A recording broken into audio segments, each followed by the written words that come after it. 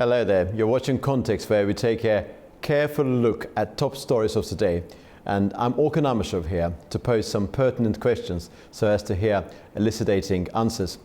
Amidst a recalibration of the transatlantic order, the EU's Warsaw conclave and NATO's Brussels ministerial signal a moment of reflection in Europe's strategic posture.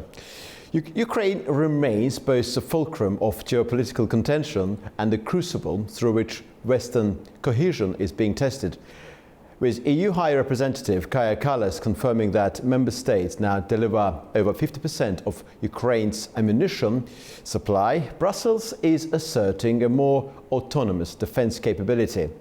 Simultaneously, NATO deliberations reflect a subtle reorientation. Proposals for a European-led stabilization mission in Ukraine, potentially leveraging alliance infrastructure, suggest a hedging strategy amidst Washington's increasingly transactional approach. The summits, while ostensibly administrative in nature, reveal an evolving security architecture where sovereignty, deterrence and strategic depths are being redefined. At stake is not merely Ukraine's territorial integrity and sovereignty, but the viability of collective security in a post-unipolar order. The choreography between Warsaw and Brussels may well determine the contours of Europe's next actions for the next few months.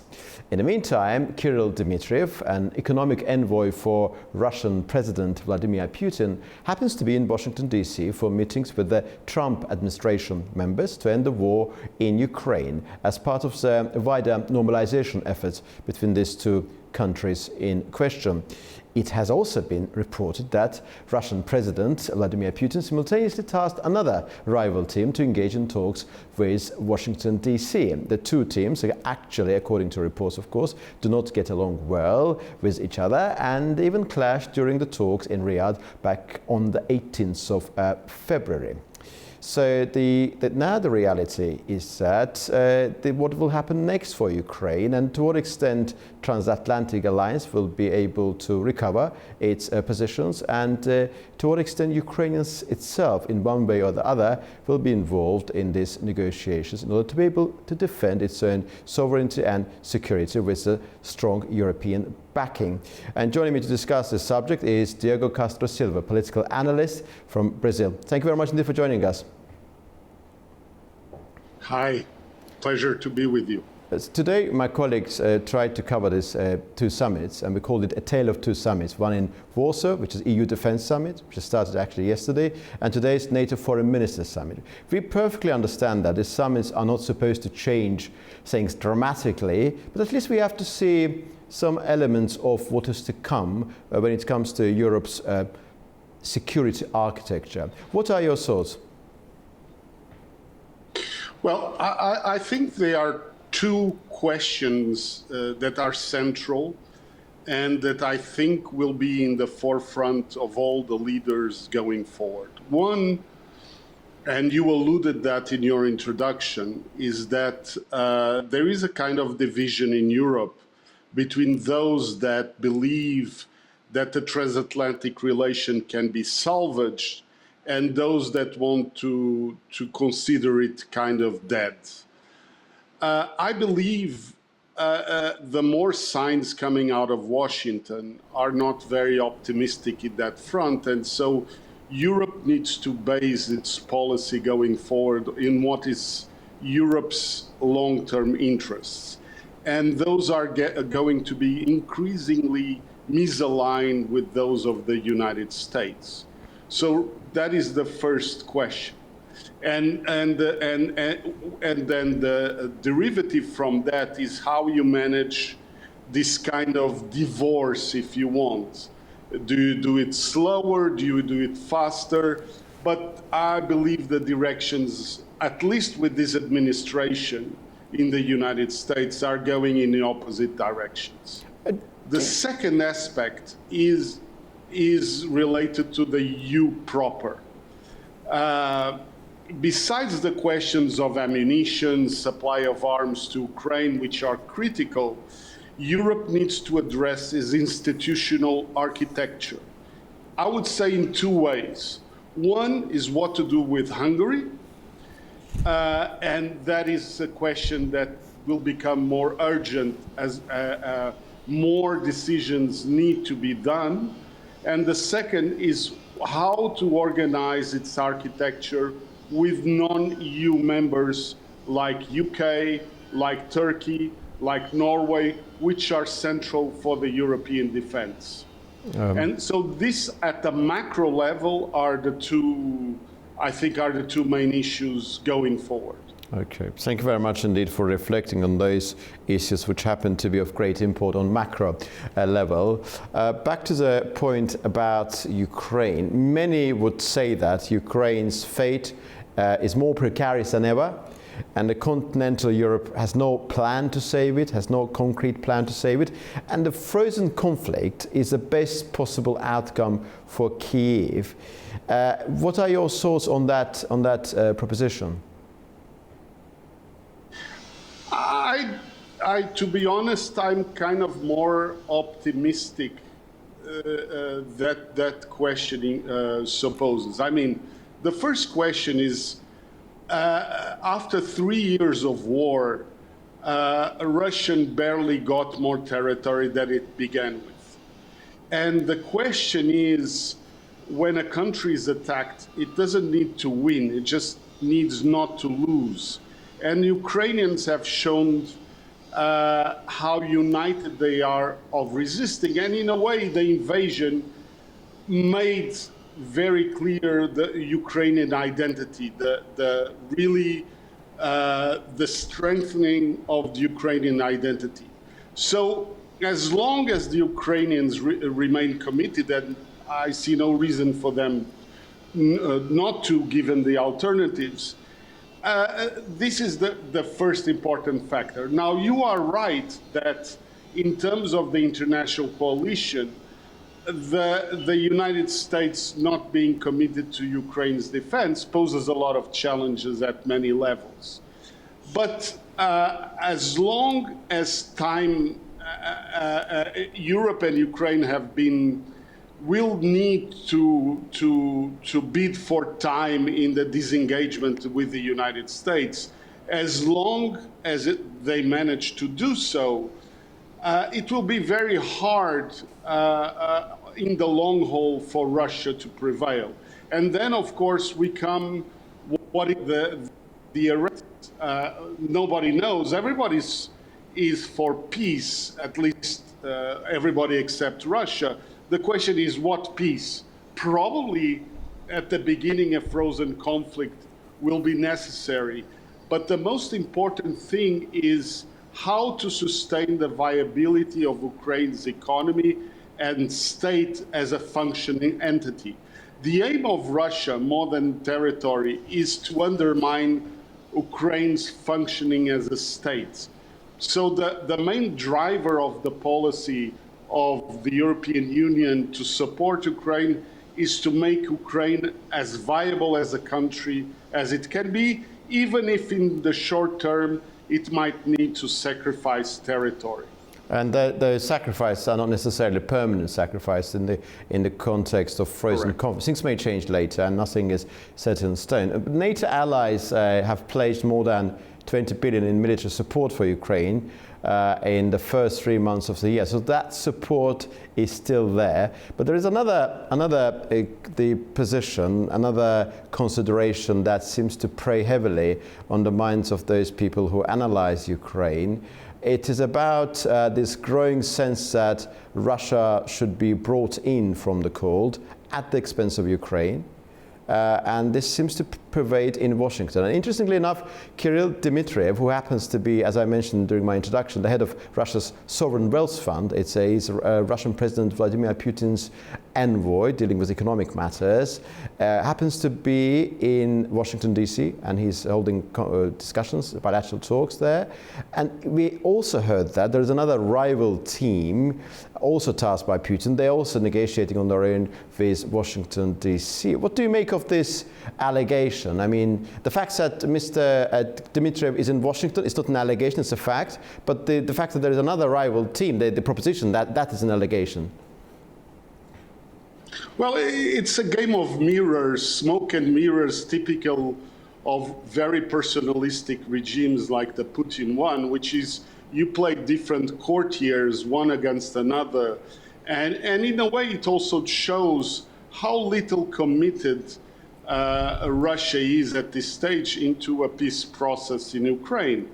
It's a bait and switch game to see how many concessions that can get out of the United States, in that illusion that by bringing Russia out from the cold, there will be that would be favorable for the conflict and favorable for geopolitical interests of the United States.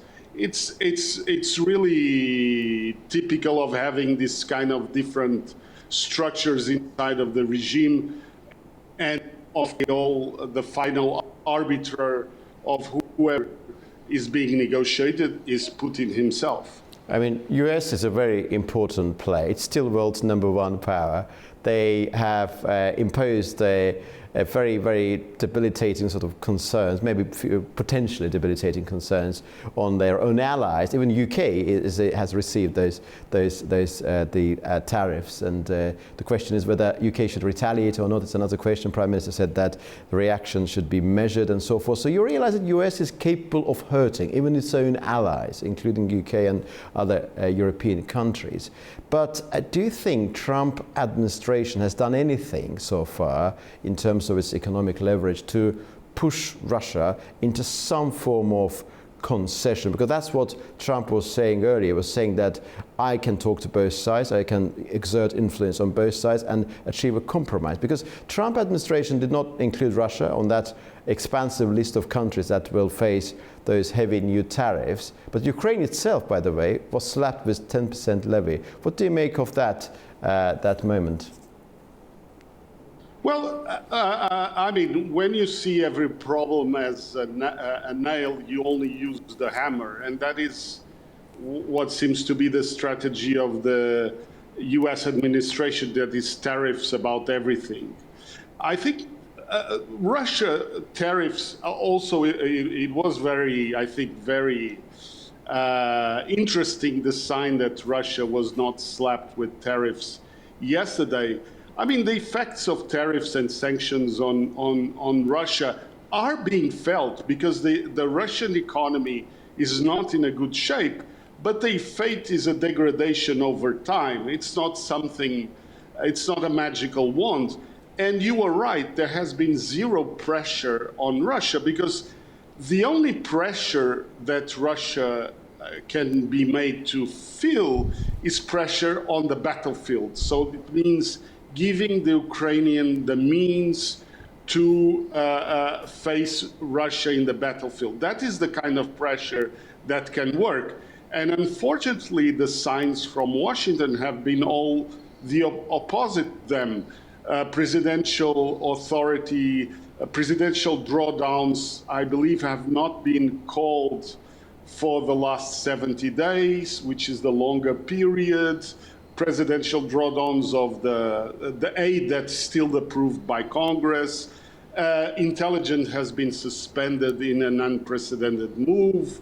Aid has been suspended. So that is the only pressure that could be made on Russia in the short term to bring Russia to the negotiating table. And unfortunately, Washington has chosen not to use it for reasons which are not very clear and don't seem, to be honest, to be in the interests of the strategic interests of the US itself, if it wants to bring a kind of solution or short-term solution to the conflict. And also, Russia said that President Zelensky has stayed in power beyond the end of his term, and therefore not a valid negotiating partner.